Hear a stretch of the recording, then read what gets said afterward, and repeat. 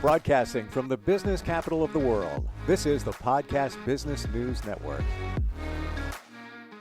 So I know that she is a certified life coach, and we talk about life-related things here, whether it's moving your life forward professionally, personally, all different aspects, except we have never really deeply dug into those close personal relationships. With Valentine's Day coming up, we're going to look at that today.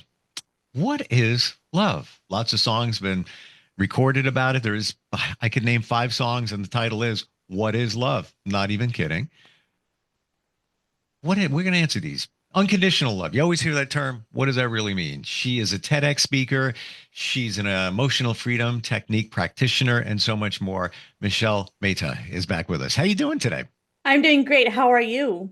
Very well. It's good to have you here. And Yes. this is territory that we haven't charted the boat. Now we're going down that river, the river of love.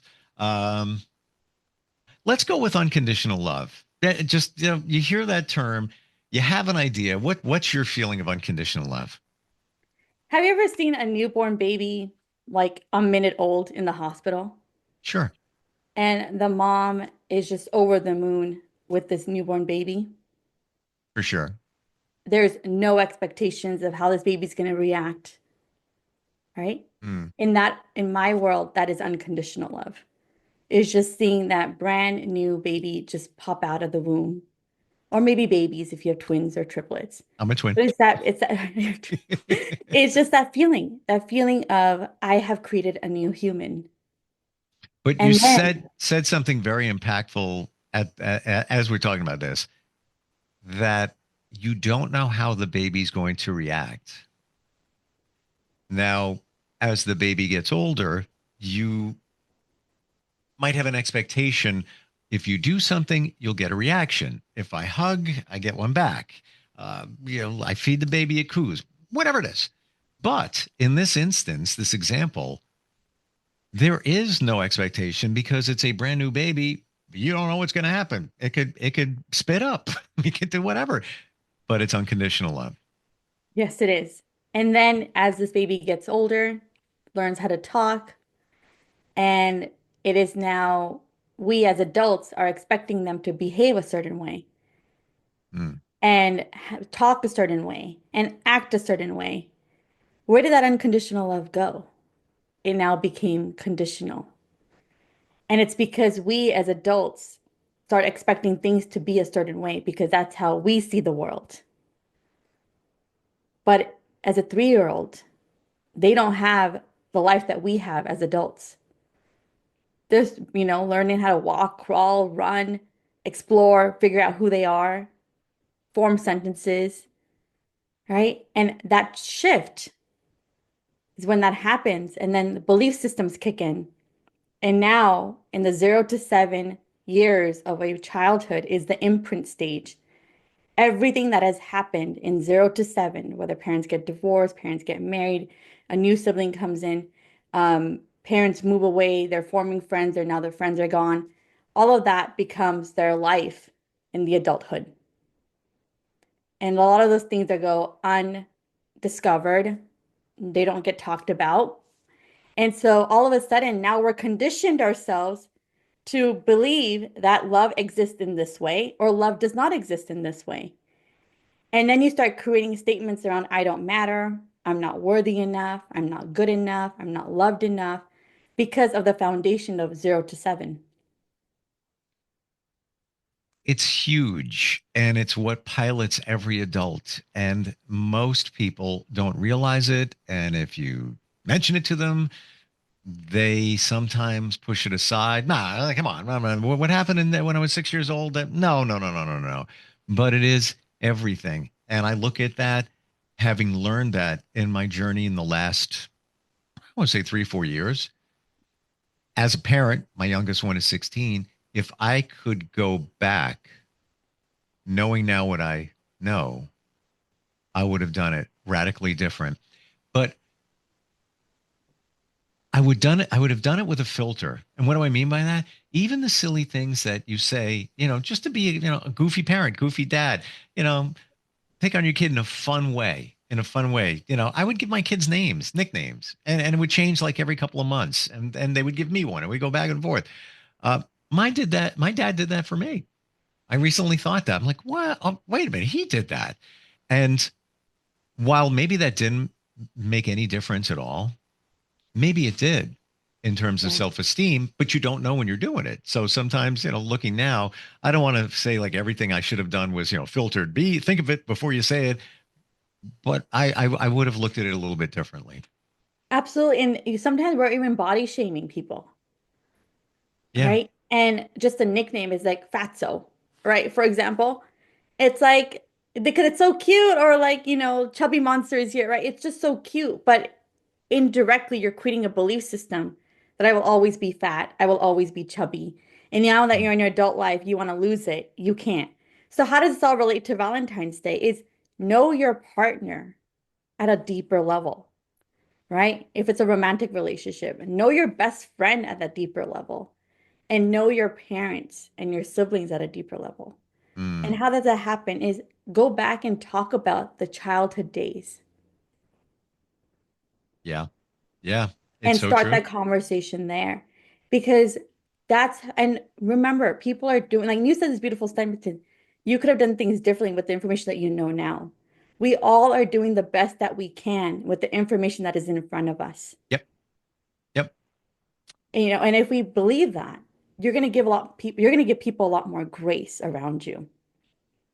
Do you feel, and I'm going very broad here, but do you feel that before couples get deeper in a relationship, that first of all, you should take the love language quiz? Mandatory. Should be mandatory before you go before a minister, rabbi, well, whatever it is. That has to get done, number one. Number two, to really look at your partner's upbringing and Yes. what went on there. And I'm not saying, put red lights, bells and whistles, worry, but look at that because it could give you clues to where they are at and what could be coming your way down the road. Absolutely. And when you do take the five love language quiz, it's not only important to understand your love language, but understand the people's love language as well, because you want to cater to their love language as much as they're catering to your love language. So, for That's example, right. it's mine's physical touch, and I'm upset. Don't give me a words of affirmation at that moment. Come over and give me a hug. That's how you're I, going to I'm understand I'm me. exact. We are the same person there. I'm exactly right there with you. Yes. Right. Yes. And if you're, for example, if physical touch, then I'm not going to give you a gift. And it's like, oh, here's a bouquet of flowers to you, or here's a box of chocolates. I'm going to go in there and hold your hand and say that's okay. And that's the important aspect is know your love language as well as cater to the person in front of you's love language as well, Yep. because people love differently.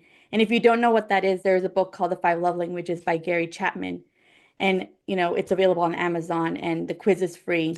And you could do it as a single person, you can also do it as a partner. I've taken that quiz multiple times, and as a single person in a romantic relationship, and I said, if you want to date me, you have to take the quiz, otherwise I'm not dating you. That's been my criteria. There you go. And that's exactly what I just said without even knowing that you need to take that. And here's a great example. I heard this recently. In a marriage, the man was doing painting, renovating the home, doing all of that. Acts of service. Acts of service. Now, his wife saw it differently. He doesn't spend time with me. He doesn't do anything with me. She went and started straying from the marriage because she was looking for that in that marriage. But and I don't fault him, but you know what you know, he may love acts of service. So he's thinking, well, she loves that too, so I'm going to do it. And this is how I show my love. And she didn't see it that way. But if they had done the love language quiz, they would have saw what's important. What else is important to you? Number two is obviously knowing like how you communicate. What is the expectations of the relationship, right? Sometimes parents have the expectation of, my child is going to get the straight A's. But if the child hates a particular subject, that A is never going to happen because it's going to resist that subject. He or she's going to resist that subject, right? And just saying, you know what? And my dad always told me this. He goes, do the best that you can. And that's all we ask for. Yep. And that means getting an A, B, C, D, or an F. That's the best that you could do and move on because ultimately grades are just a particular aspect of a person's life. It's not everything, right? And I remember driving on the freeway one time and I'm like, oh my God, it took me 3 hours to go from point A to point B. And I told my dad this and I was like furious about it. It's supposed to take me 5 minutes. Why did it take me 3 hours? And he goes, Michelle, I drive 6 hours all the time. This is nothing.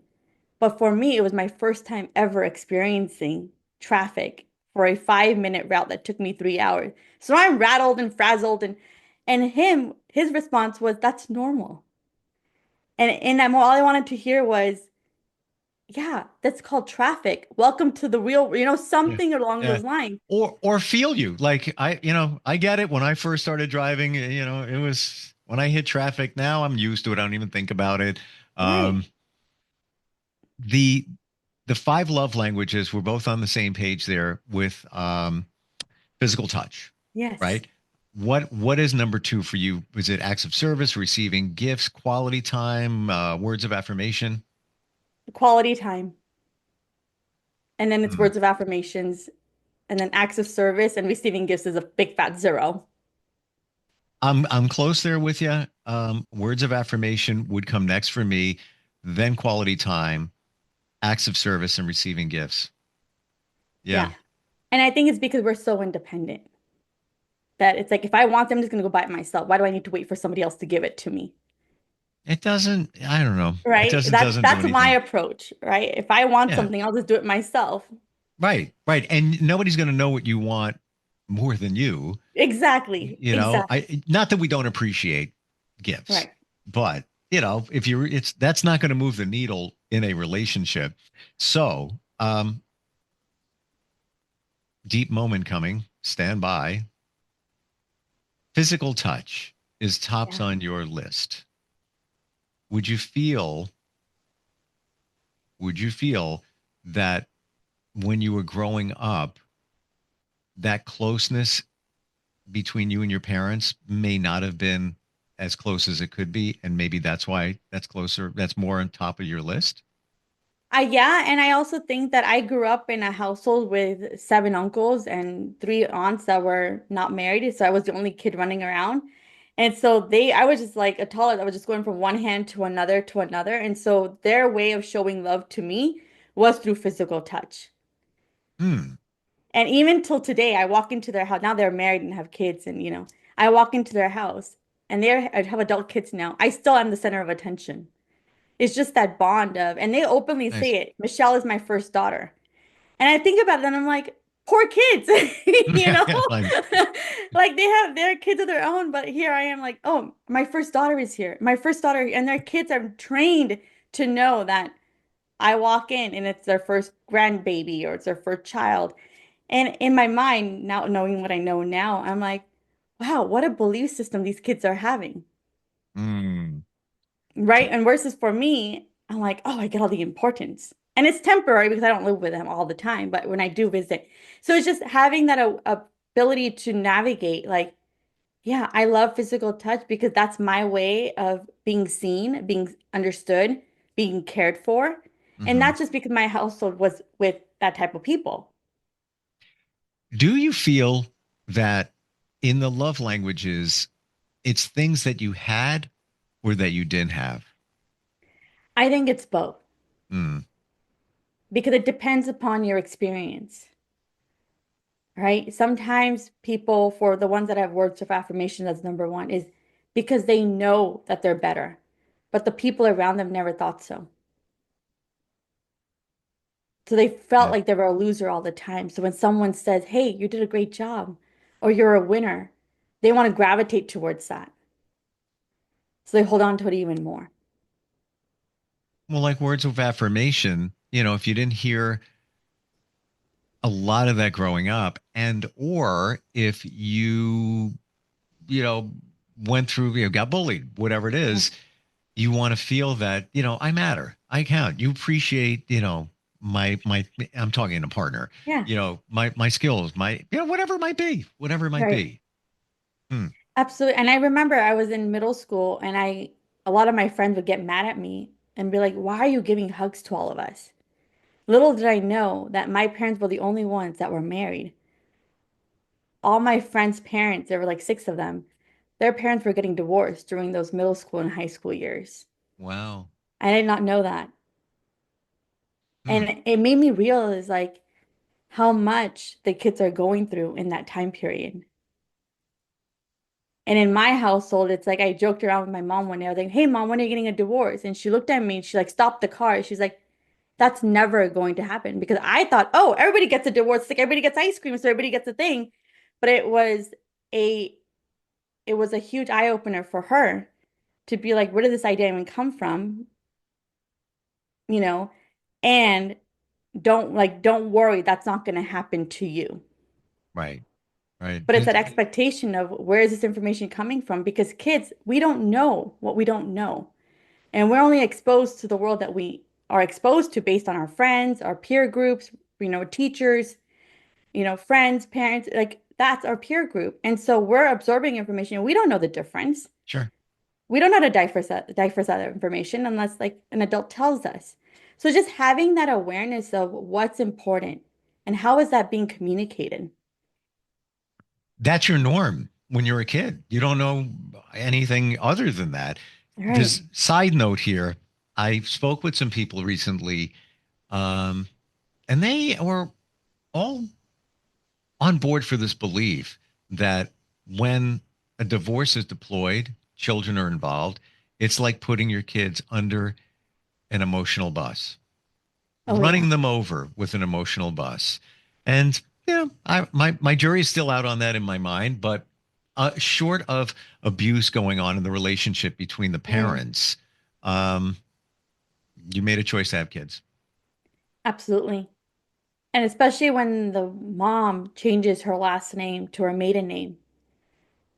And I had one of my friends say that she had a married name, she changed it back to her maiden name.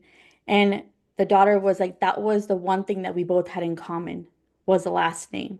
Wow. You took on your maiden name. Now where do I belong? After the divorce. And the mom was like, but I don't want anything to do with my partner. I want him out.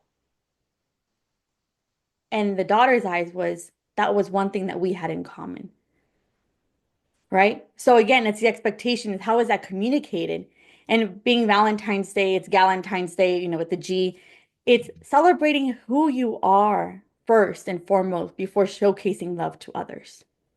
I 1000% agree. And unconditional love starts with you. Appreciate all the flaws, the weight loss, the weight gain, the smile, the eyes. Appreciate everything that's on your body because if you didn't have that, it wouldn't be who you are.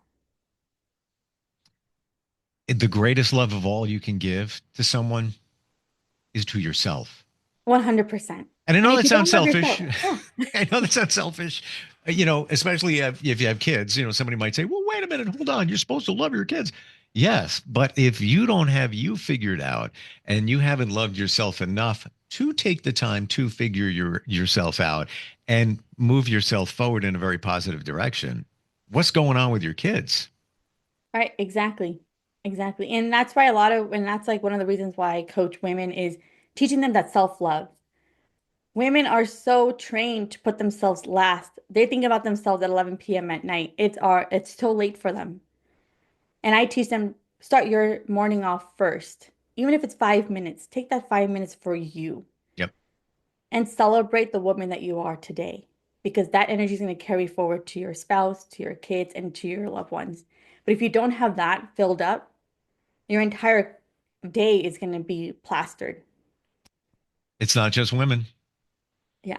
I'm that man that even 4 years ago, I remember signing up to a gym. Like I'm talking like 500, 800 feet from this building, and I go to the gym still.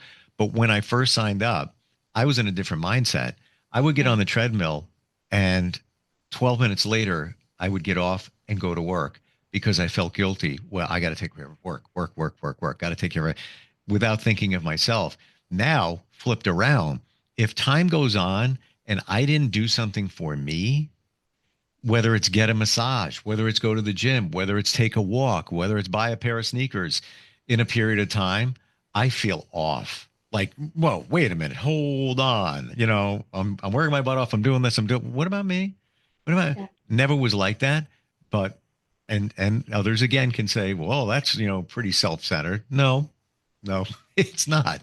It's not. It's only self-centered if you're hurting somebody else in the process. Right. If you're on that treadmill and you promised, your friend that you were going to show up at 12:30 and you're still on the treadmill and it's 1 o'clock now, Yep. now you're in a problem. Yeah. But if you said, I have until 12:30 and I'm going to meet my friend at 12:35 and you make that time for your friend, there's nothing wrong with that. It's only when you're physically hurting somebody or emotionally hurting somebody Right. that becomes a problem. That's where we go into a whole thing called narcissism and, open up a whole can of worms around that. Yeah. Which is about knowing what's important in front of you Mm. and how are you showcasing yourself and what words are you telling yourself, most important. We know there's been studies over and over and over again saying people talk to them. It's like they want people to talk to themselves like they talk to their best friend. You would never tell your friend, oh my God, your stomach looks like this or your hair is this way. But we talk about ourselves all the time that way. And so Even, it's, even if we're not verbally saying it, oh yeah, we're thinking it. You're walking we're past a thinking it. mirror. You look up in the rear view. Oh, what? That's that. You would never walk up even to your best friend and say, "What's that on your face? What's you gained a lot of weight, didn't you?" You never do it. You would never do it. And Mm. and I like one of the philosophies I believe in, and the United States of America taught me this. When I say that, it's because I learned this in school. If you don't have anything nice to say, don't say it at all. Hmm. And I find that in Wow. other cultures, it is so different because they will tell you the things that you don't want to hear. They will pick on you because they think that they're coming from a place of love. Well, I can tell you that. And it's like, no, you cannot, because that's a boundary. That is my insecurity that you're showcasing to the world. And just because you're insecure doesn't mean you can put that insecurity on me. And it comes back to how well do I know myself? How confident I am in my being? And so I Hmm. love that. If you don't have anything nice to say, don't say it at all. Who hasn't heard that? However, Michelle, I never put that in the context of talking to yourself. Yeah. That's like golden right there. Like, wow. Yeah. Hmm. Yeah. I We're mean, almost out of time implement here. that. I could just keep going, and yeah, the narcissism. That's like 5 podcasts we could fill Right, with that. exactly. And it's more and more prevalent. So think about it, like self-love, self-care. It's fine. It's perfectly awesome as long as you're not hurting anybody else in the process, emotionally, mentally, physically. Right, right. Because the end game is to be the best you can be for others, as long as it Exactly. doesn't impede on others. 100%.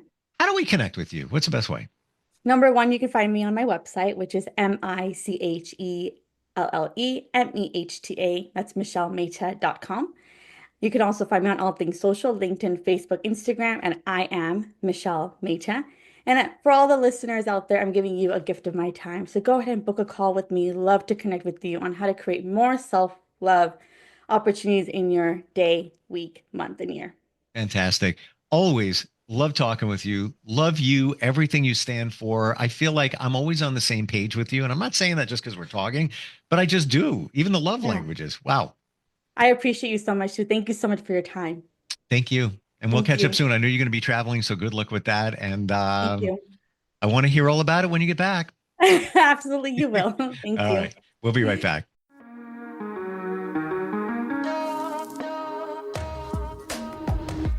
Broadcasting from the business capital of the world, this is the Podcast Business News Network.